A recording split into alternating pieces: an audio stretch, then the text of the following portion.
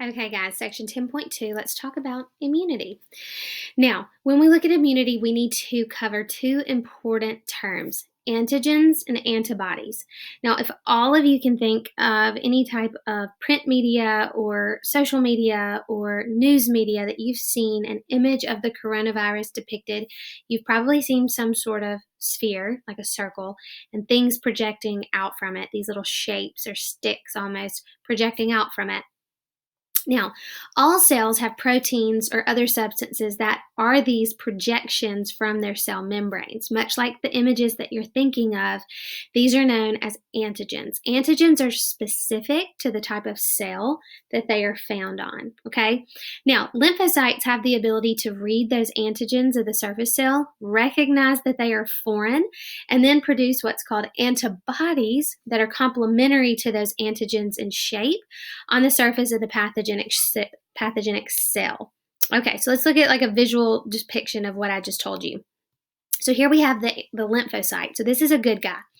They are producing an antibody that you can see fits perfectly to the shape of the projection on the cell membrane of the antigen. Okay, so you see the antibody created by the lymphocyte fits perfectly to the antigen. We say that's complementary, okay? Now, each lymphocyte only produces one type of antibody, and they're specific to that antigen. Now, what's going to happen is something called clumping together, or that agglutination that we mentioned in the last video briefly at the end. Now, once this clumping together occurs, the pathogenic cells cannot move around your body very easily and infect other cells.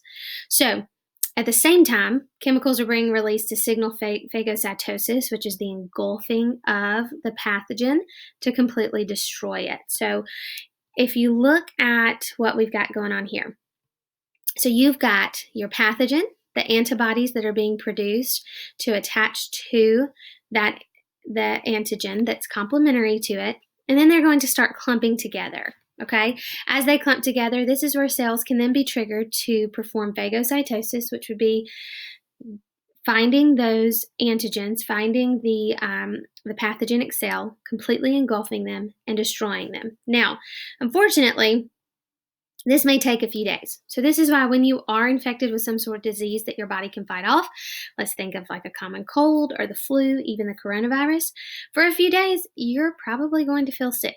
Okay, now what's going on in your body? Lymphocytes have made the antibodies for that specific pathogen, and then they make memory cells.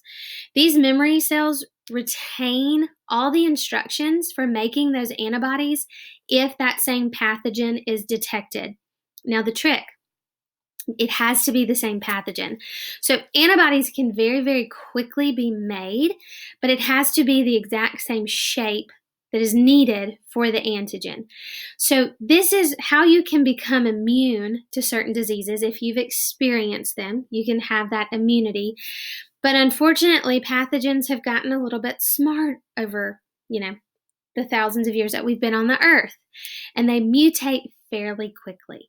So this is the issue with some coronaviruses, or this is the issue with influenzas. Y'all know we have flu A, flu B, the swine flu, bird flu.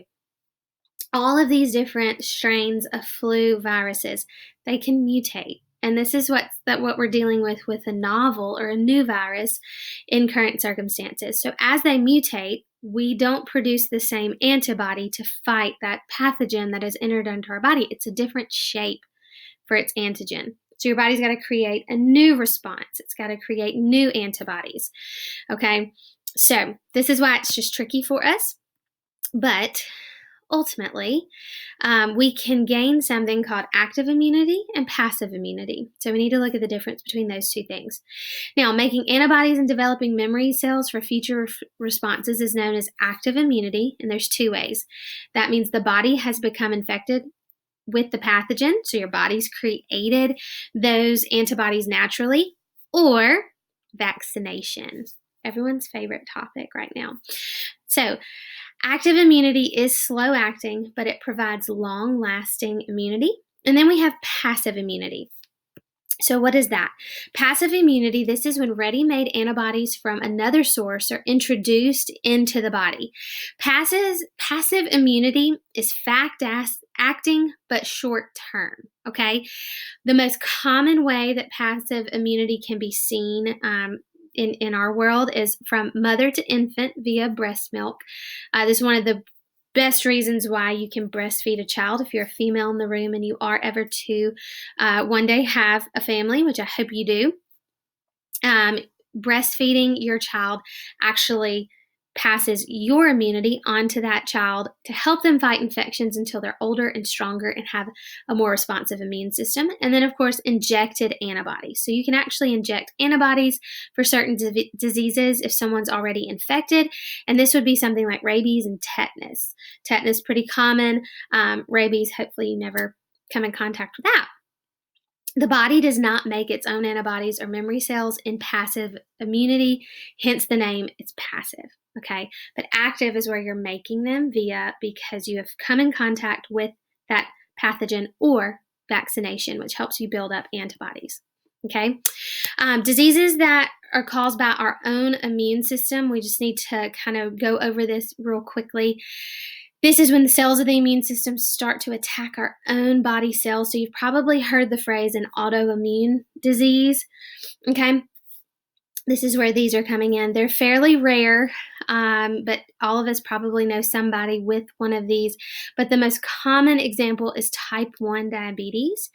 And this is people who suffer from this disease no longer make their own insulin, so they're unable to regulate blood glucose levels, and it's very dangerous if left untreated.